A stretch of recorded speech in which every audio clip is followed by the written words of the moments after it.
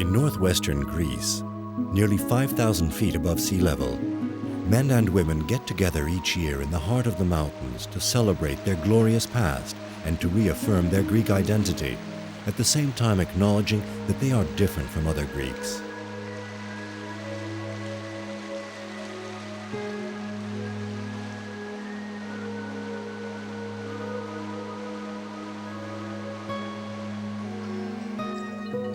Northern Macedonia is a region of valleys, rivers, and sheep herding, which played an important role in the history of Greece, although it should never have been involved in it.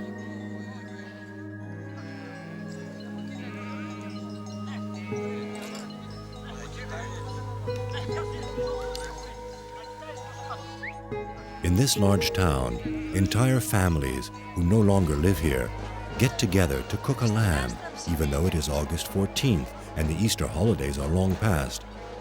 Yet these people have come from all over the world to be together.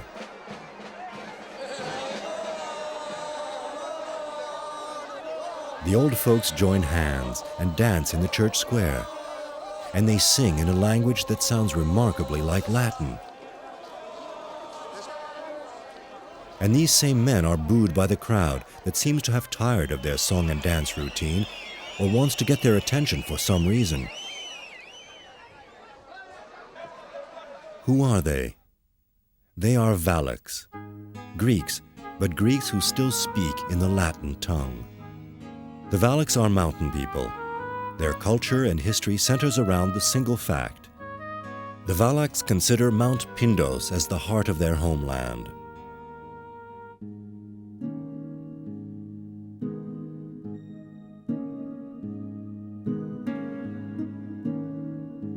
The town of Castoria is at the foot of the Pindos.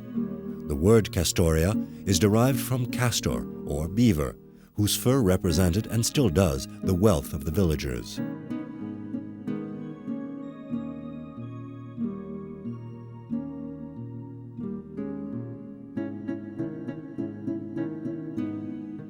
The town and the area around the lake are filled with traces of the past. Roman ruins alternate with thousand-year-old churches whose frescoes had been defaced by Muslims during the Ottoman period. Muhammad's faithful do not tolerate images of God.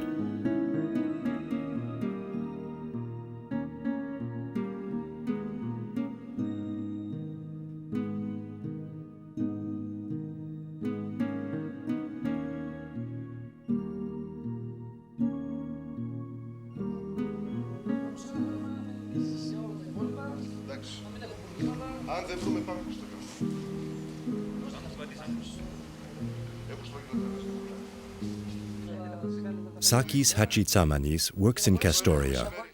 Sakis is head of the cultural affairs with the city. With this title, he has been able to fulfill his passion for his region's ancient customs, and he doesn't miss a chance to heighten the awareness of his fellow citizens on everything that concerns the history of the Vlachs. The town where Sakis was born is a little village that is well known in the region. I live in Castoria, but every time I see the mountains, I can't help but think of Samarina.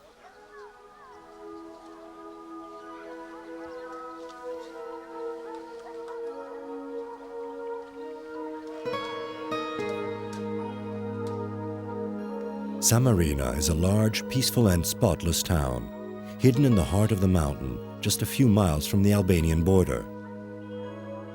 In a way, Samarina is the symbol of the wealth and setback experienced by the Vlachs in the course of the centuries. For the most part, the houses are former sheepfolds, renovated and used as summer vacation homes. Their construction bears witness to the rigorous climate. In winter here, the snow is often 18 feet deep. But these houses are also evidence of the wealth of their inhabitants, a wealth acquired by an astonishing set of circumstances.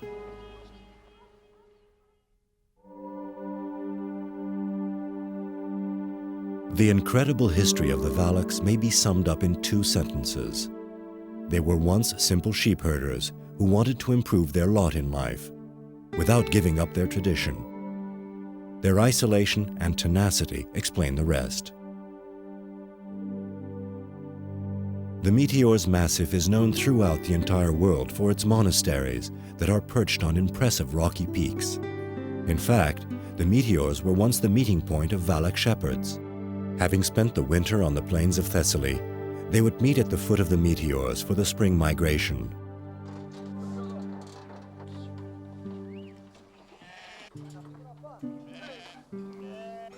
The transhumans. Sheep, goats, breeding, the basis of the Vlach tradition. Throughout their history, these people have depended solely upon one another. They take the meaning of clan to the extreme. Here, the clan is called celigato.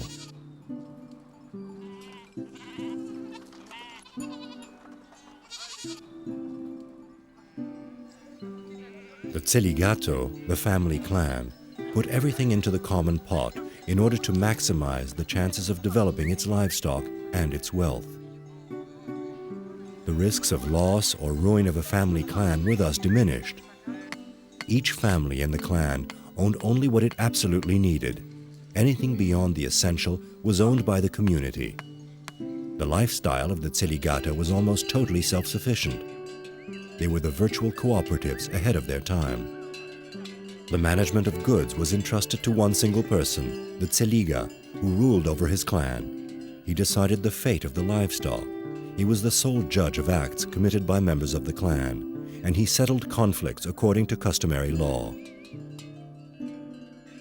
The worst crime for these herders was the theft of animals, a crime if one was caught, but a brilliant achievement if one managed to steal some herds from another clan without getting caught. The Pindos Mountains still resound with these rivalries and vendetta.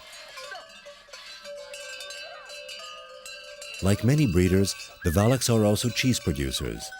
They make a lot of cheese, and they strive to produce the best feta.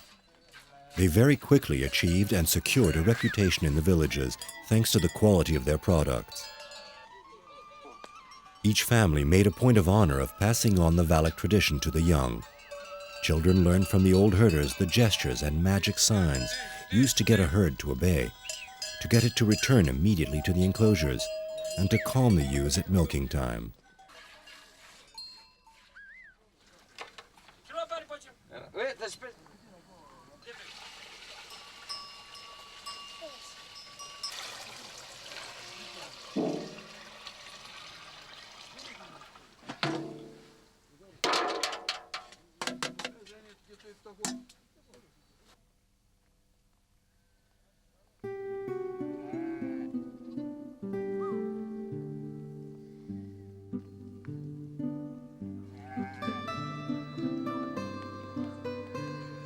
With the passing of centuries, the Vlachs saw their wealth increase, and they hadn't even had to leave their home in the mountains.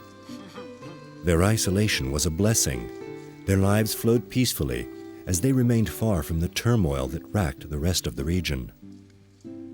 But at the time of Christ, an historical event directed the Vlach destiny towards even greater success. The Romans invaded Greece and headed towards the Bosphorus, creating the Byzantine Empire. The Vlachs quickly learned to speak Latin and became interpreters for the new occupants. The Romans found the Vlachs to be zealous servants. They put them in charge of the roads, then in charge of city tolls and even tax collection. The Vlachs became Latin-speaking Roman Greeks.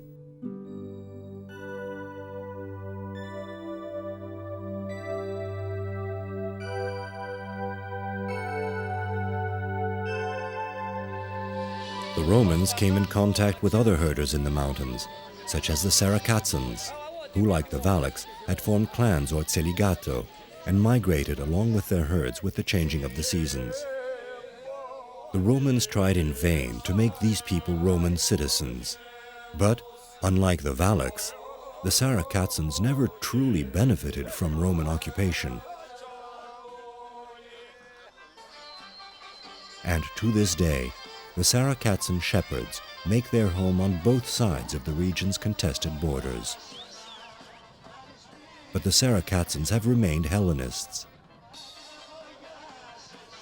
Only their Vlach cousins viewed the arrival of the Romans as a timely opportunity to build their own empire, and that's precisely what they did.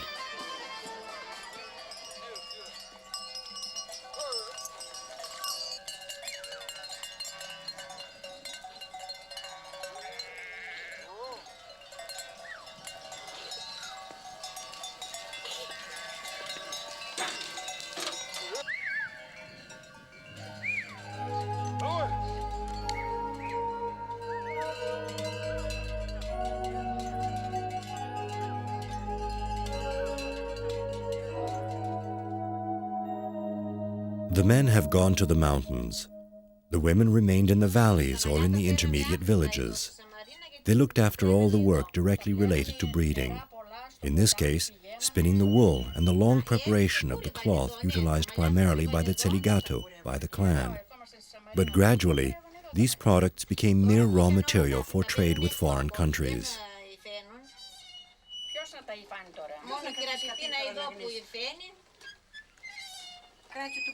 Οι νέες όλες πηγαίνουν σχολείο. Μαθαίνουν γράμματα, έχει αλλάξει η ζωή.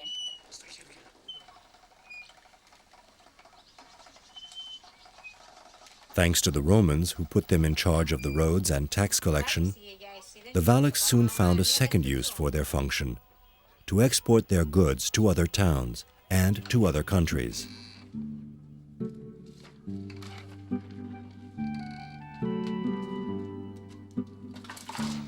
The Vlachs, of course, accompanied their products on the backs of mules and horses towards the neighboring valleys, then on to the major capitals of the period.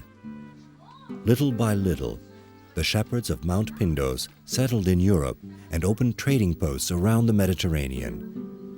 A virtual Vlach diaspora began to take shape. But the spirit of the tseligato maintained its importance. Each person worked exclusively with expatriate members of his clan. Far from the harassment and turmoil of history, distant cousins became the spearhead of the development of an entire region.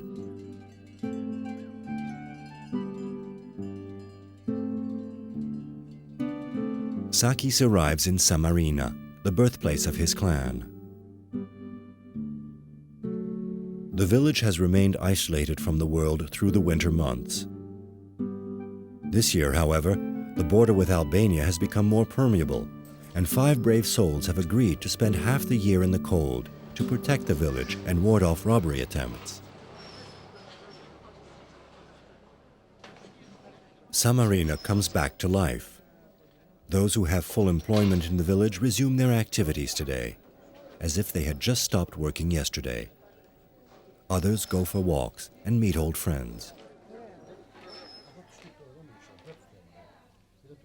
The first friend that Sakis runs into is Meltos, a shepherd who has remained faithful to the area. Meltos owns a good 1,000 head of sheep. He doesn't complain about his life, even though his work is very demanding.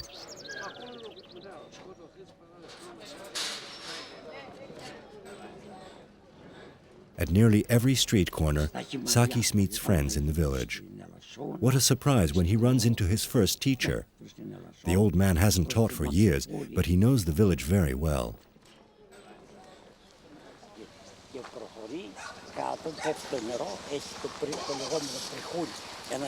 He even takes him to show him a machine that Sakis has never seen before.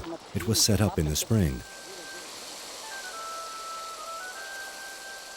A dristel, a forced water main that harnesses the streams and directs their course to a small basin where the weavings are rinsed by the agitation of the current. Long ago, there were more than a dozen of these clever little machines in the village, as many vanishing signs of the dynamism and ingenuity of the Samarina people. The most amazing thing is that all the fabrics were shipped by endless caravans.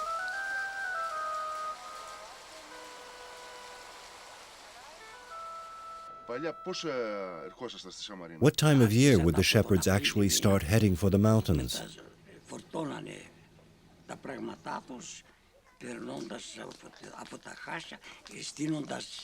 They started getting ready towards April. They loaded their horses, and then they crossed the gorges, searching for a place where they could rest the animals. They gathered the sheep there. They milked them and made cheese right on the spot. The journey often took more than a week.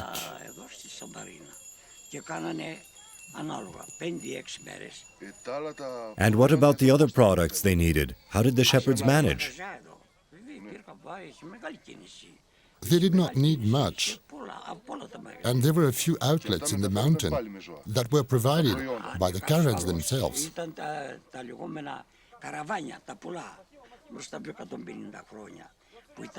These caravans were the very basis of the region's economic development.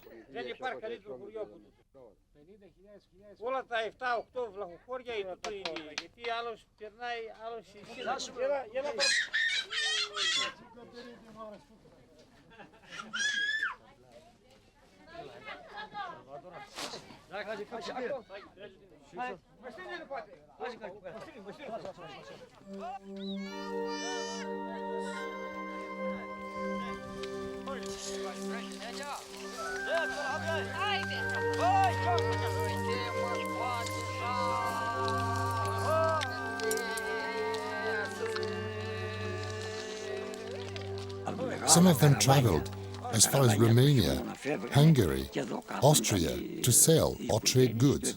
Some people never came back. They settled right on the spot, and the number of Vlach expatriates kept swelling. At this rate, the wealth increased, as much for the shippers as for the consignees. The caravans would leave every winter. Only women and children remained in the village.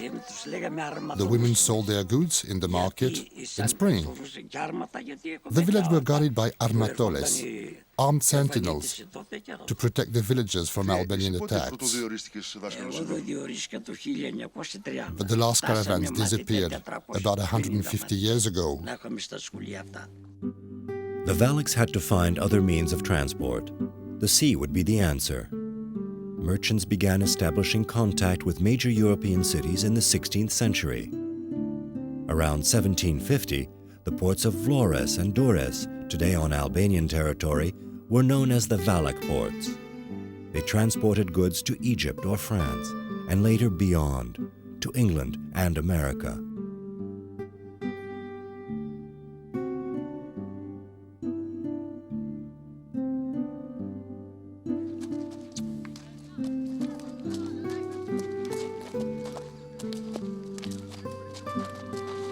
Nikos Merchos is a descendant of an old Vlach family.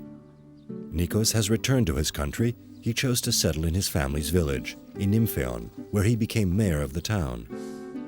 Nikos is a great connoisseur of his region's modern history, but more than anything, he's a great lover of beautiful horses.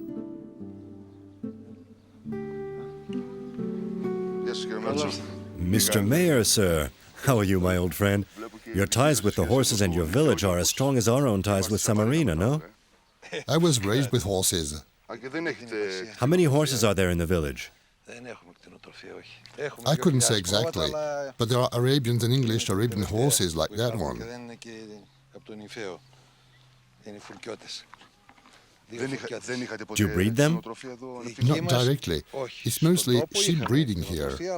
There are more than 2,000 heads in the surrounding area. We welcome shepherds on our land. What were the activities of the Nympheon people? Oh, they were cabinet makers and craftsmen. We tended to be merchants, swindlers,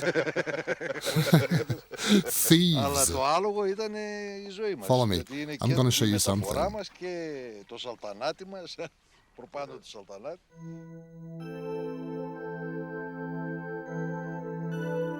In each Vlach village, there's a church and a school.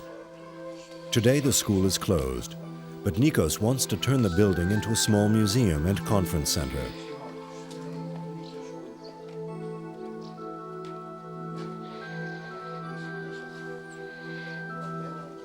The Vlachs insisted on being educated, and they insisted on educating their children. It was their duty. Nympheon had as many as 1,000 students in school.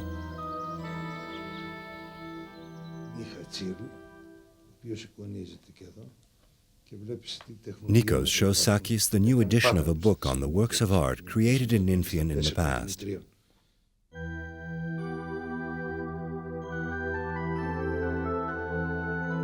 The craftsmen of the village had become masters in the art of cabinet making and wood sculpting.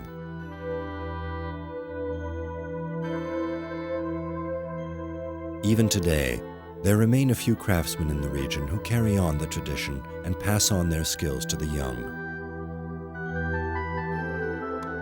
Their work decorates the churches and the homes of wealthy Vlachs who have held on to property in their native town.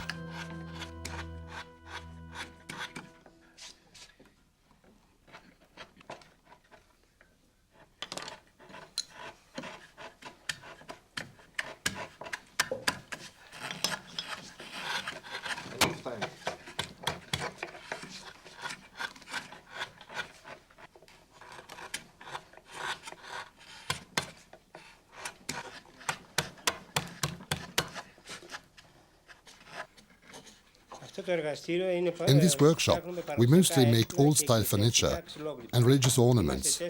The four of us are all brothers, and we work together as a family, along with our children, who are quickly learning the trade. Very recently, we even received orders to make retables from clients.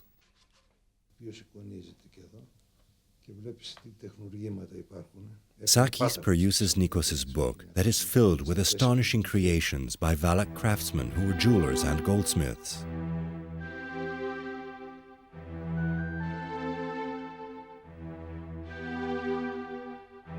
Only a century ago, the region abounded in little workshops that produced lacy precious metal objects, created for dignitaries around the world.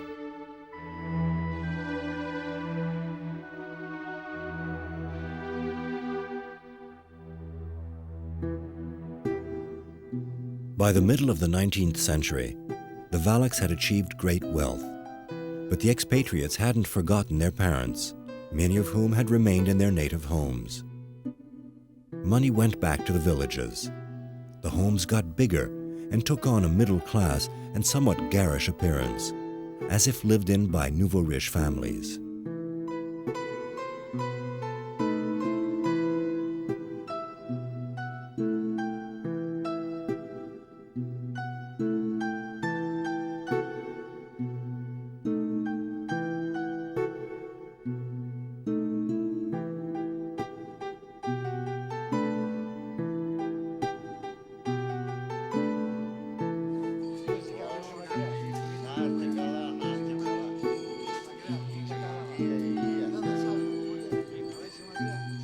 Vlach affluence had reached its peak. This woman remembers endless details about the wealth of the Vlachs and their presence in the Mediterranean basin. There were a lot of people in the village. Everyone was rich here, but that was long ago. Each family had 3 or 4 servants. They lived in sumptuous homes. The men went to work as far away as Egypt. They would come home with 50, 80,000 pounds of gold. They worked hard for that. And then later, they left from Egypt for the United States.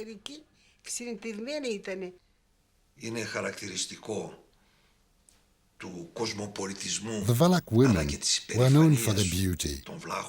They were proud, elegant, cosmopolitan. For example, my grandmother, Katerini, Lina Mertsu, the daughter of Nikolaos Mertsu, was married to a wealthy tobacco merchant. When she traveled, she wore dresses that were designed by the finest couturier in Europe. She lived in European lifestyle. But as soon as she returned to the country, she abandoned the dresses in favor of traditional clothing and resumed the Vlach customs. Vlach merchants and craftsmen of the time were present in all the high courts of Europe. In a few years, they had adapted to the radically different lifestyles, all the while preserving their own customs. The Celigato system had worked splendidly. the shepherd clan had succeeded in becoming a virtual diaspora scattered throughout the world.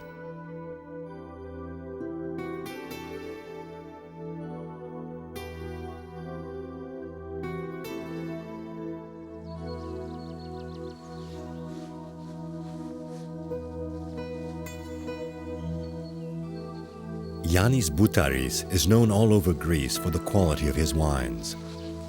His ancestors had a proverb that Yannis himself follows to the letter. Plant a vine so that your grandson will benefit from it. His parents have been all over the world to promote their wines. To Yannis, Nympheon is like his own Garden of Eden. Το νυμφαίο, εκτός από το συγκεκριμένο τόπο που κουβαλάει σαφώς και Aside from the personal and historical memories attached to the village, Nympheon is my little heaven on earth. Είναι για μένα ο προσωπικός μου παράδεισος. Εγώ είμαι Βλάχος από μπαμπά και από μαμά. I'm a Valach by my mother and my father. Μπαμπάς της μάνας μου. My grandfather, on my mother's side, left the village at 15 years of age, and he went to live in Hamburg with his brother. It was the custom in Nympheon. You had to leave your country and settle elsewhere. Quite by accident, in a monastery, I discovered proof that a family member on my father's side had acquired the title of baron in the Austrian court. This revelation really affected me. One day, I visited the place that they owned, and moreover a private home where they were living at the time, in Skopje. The building is so beautiful that today it is the headquarters of the Italian embassy.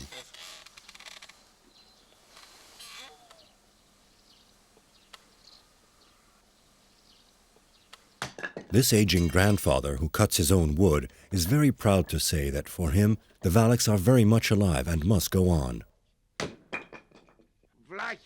Valach. We are pure Valachs. In Nympheon, we knew no Slav, no Turks, no Albanian, no other mixes. I've been a Valach for at least 5 generations, and at that time, my family already had enormous herds.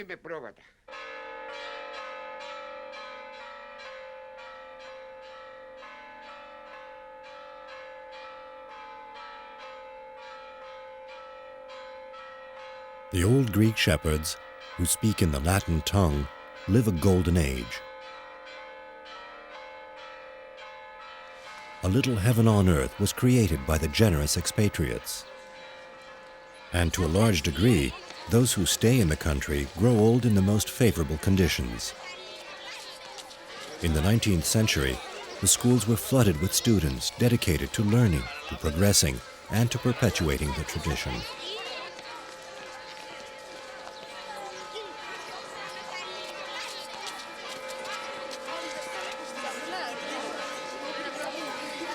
Christianity has been around a long time in Valach territory, and the churches are a reflection of the region, rich and prosperous.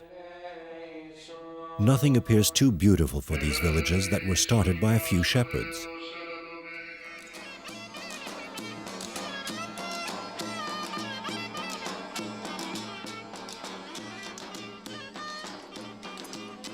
Any occasion is a good excuse for a party, and when there's a party, it's filled with all the hope, carefree spirit, and optimism of which the rich are capable.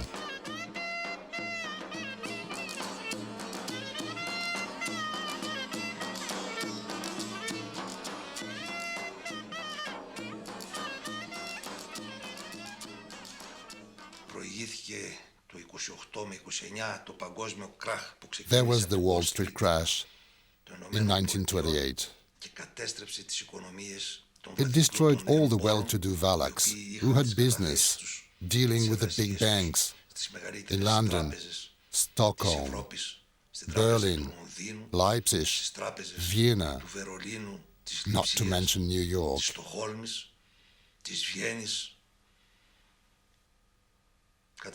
The crash destroyed our entire economic system. And then the Second World War destroyed trade and commerce, and people as well. The villages were deserted. Finally, there was the Civil War in Greece, just after the Second World War. It lasted for years. It raged near Mount Vitzi. It completed the destructions. 6,000 people used to live in Nympheon. In the 70s, only 40 people remained in town, up until the time when crazy folks like me wanted to come back home to revive life here.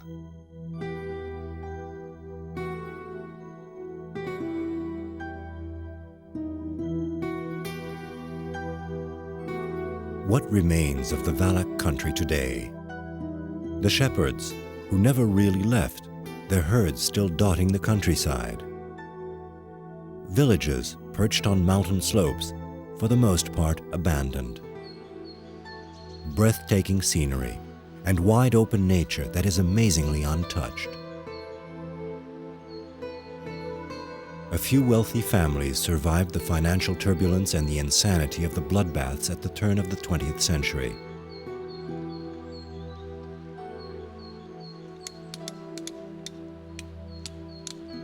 Stonecutters still thrive today. They are hired to restore the villages and financed through donations of the wealthy.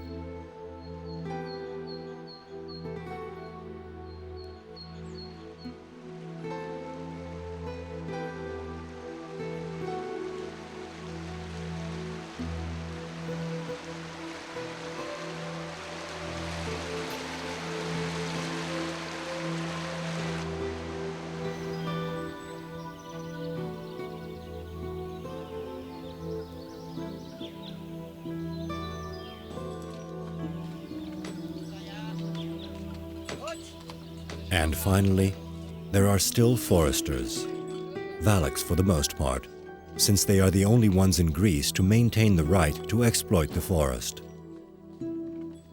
Mount Pindos is one of the rare regions that still maintains a significant woodland area. The inhabitants exploit the trees for charcoal and firewood. One might think that deforestation is inevitable. However, the Vlachs have their way of working with the environment. Their respect for nature is such that when they cut down trees, they know to replant for posterity.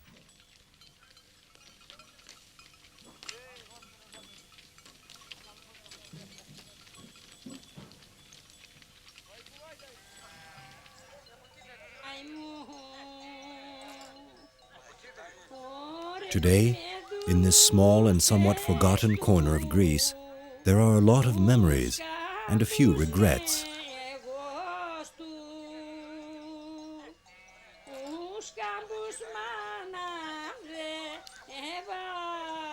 But the memories are deeply rooted, at least as much as the Vlachs themselves. Summer has arrived, and with it an event that no one originating from the country would dream of missing. Samarina resumes an exuberant activity for a few days. And Samarinian Vlachs from all over the country, as well as from the four corners of the globe, are united to celebrate Tsatsos. Tsatsos, a myth, a legend, a tradition. In each household, families gather to cook the lamb. Everyone must be there. The Tsiligato are physically reformed around their patriarchs for the weekend. They all come here to recall the pride and revolt of the Vlachs, and their defiance hurled at those from other villages and other valleys. Shopkeepers cook up a frenzy. A couple of thousand head of livestock will be sacrificed for this major celebration.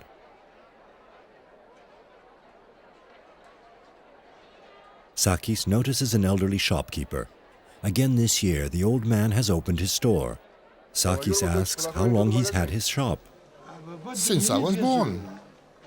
So it was your father's shop? Yeah, that's right.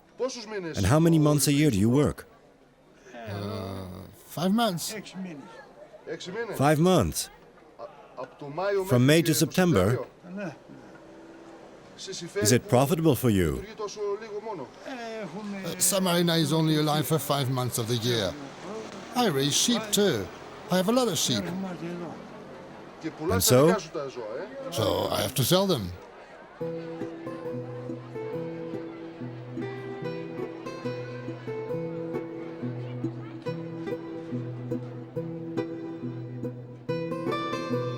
This is possibly the eldest of the Samarians. He'll soon be celebrating his 100th birthday, but he wouldn't miss tsatsos for the world. Family members start arriving in small groups, and they all go up to the patriarch to kiss his hand as a sign of respect. He is the father of young Kostas and the grandfather of Meltos, the kid. And he has been a great-grandfather 20 times over.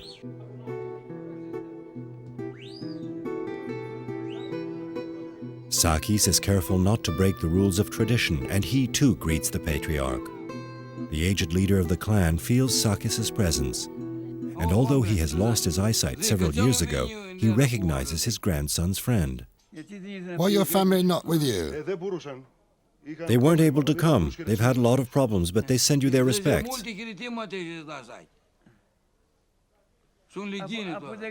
What good does that do to me? I can no longer see. Don't moan, Grandpa. Don't cry, Grandfather.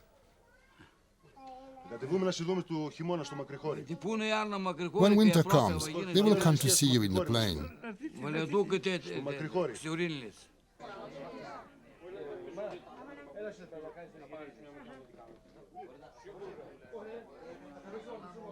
The old man has developed his sense of touch and still knows how to diagnose the health of his people. Do you think I have a bone out of place? If that were the case, you'd be screaming with pain. You're in good health.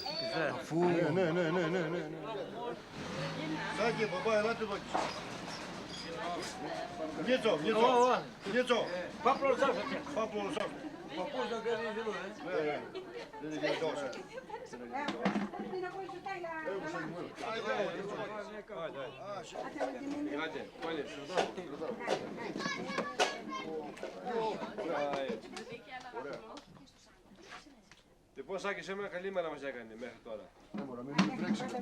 Ψήσαμε καλά.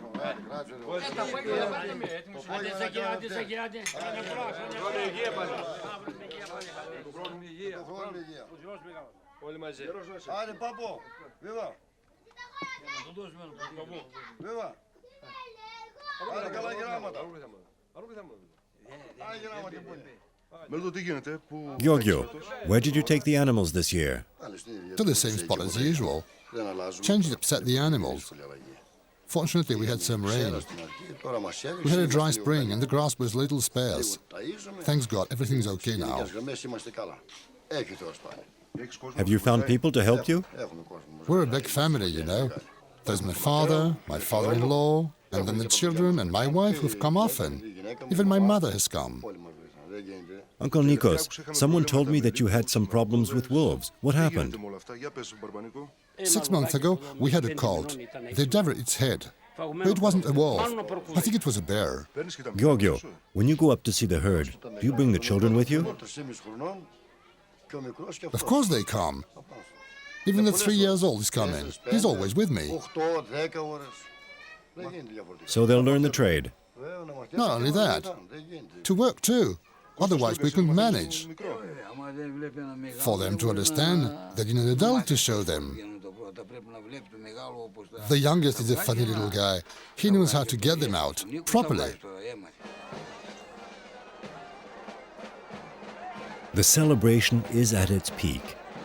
For 2 days, Samarina welcomes the 20,000-30,000 people who have managed to find sleeping accommodations in town. The others sleep a few miles outside town, but they promise to be present.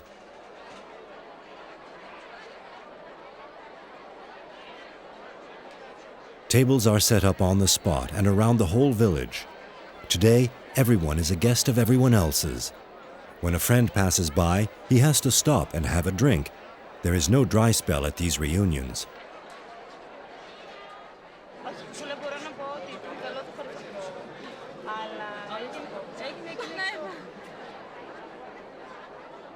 Sakis meets Steliodovas.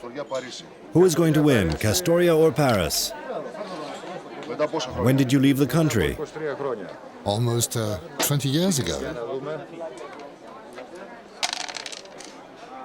And when was the last time you were here? But I come every year at the same time.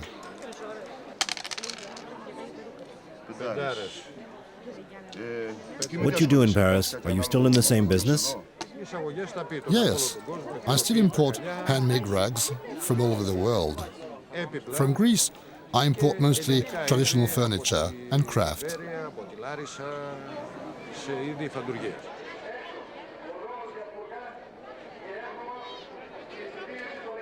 Vlach expatriates are now everywhere in town.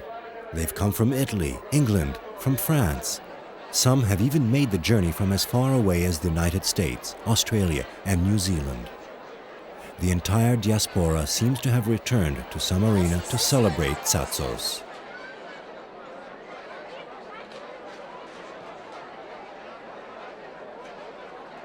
The party wouldn't be complete without the dances. The children open the ball.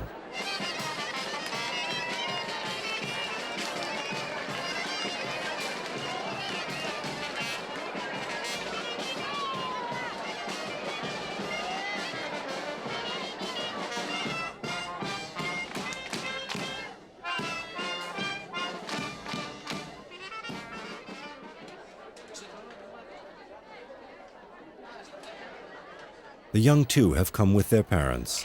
They've claimed a corner for themselves. But they too are happy to be here for the occasion. Most of them are aware that being a Vlach means being different.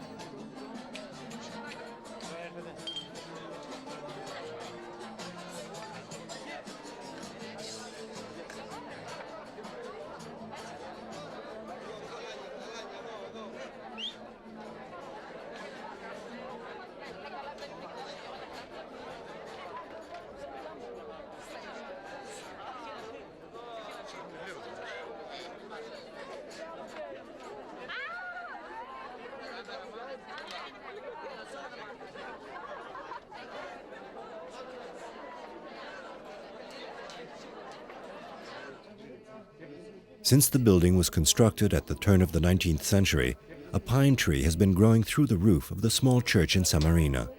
The tree has withstood all kinds of weather and will also be present at Tsatsos this year.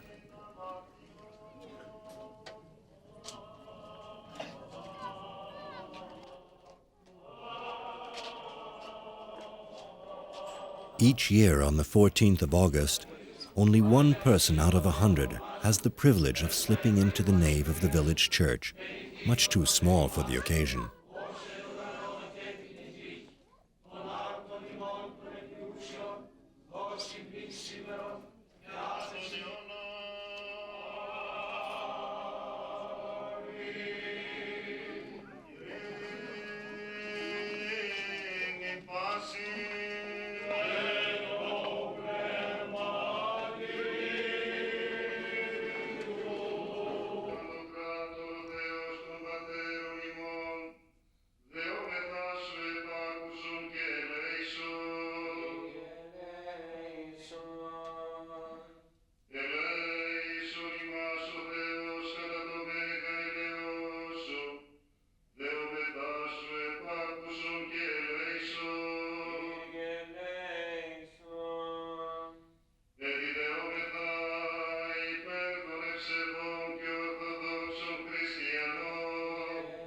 The parish priest of Samarina holds the religious service in the same manner as did his predecessors.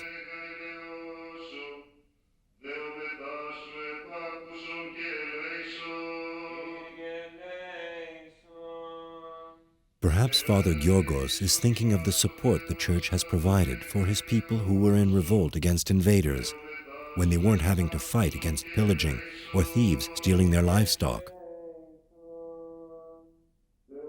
The most famous of all the thieves was named Tsatsos. He was fearsome, impossible to catch, and he had a small army backing him. Tsatsos stole from the rich to give to the poor. But the rich Sumerians were not afraid of him. They had so little fear of him that each year, on the eve of the Assumption, they gathered in front of the church.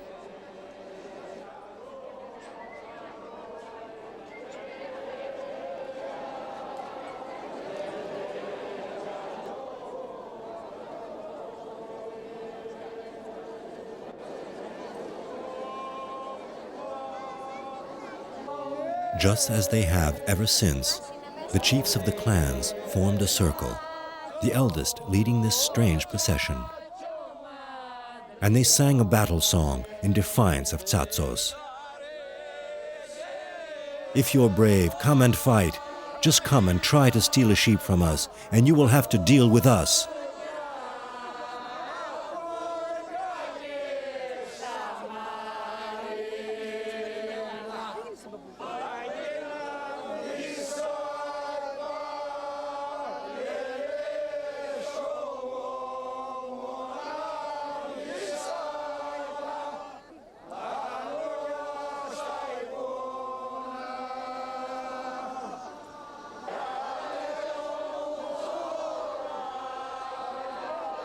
At that time, the Ottomans ruled over the region as they did all of Greece.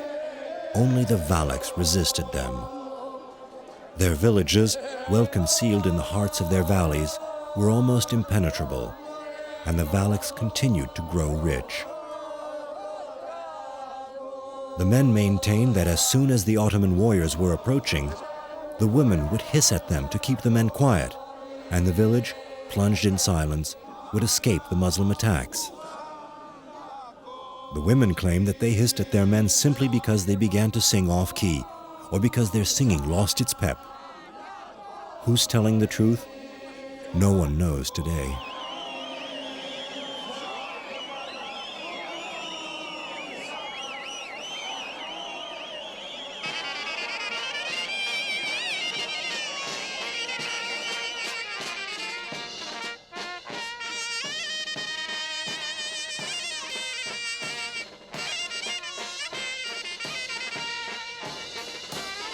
But does it really make any difference with respect to the fact that the Vlachs of Samarina have already made up their minds that next year they will meet again in Samarina and launch a new challenge to history, to Tsatsos, and why not, to the Muslims or to the entire world?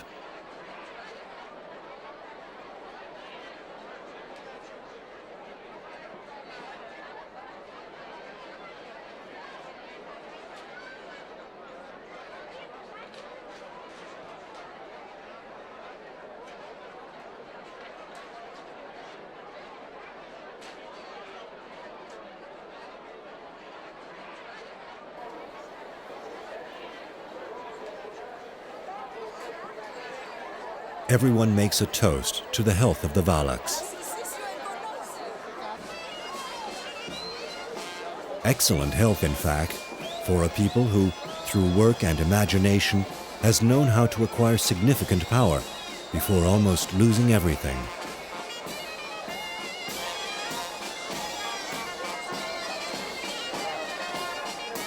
What more can happen to these men and women who recognize one another as Greeks, but who consider themselves to be slightly different from the others? What will become of these Greeks who speak a Latin tongue?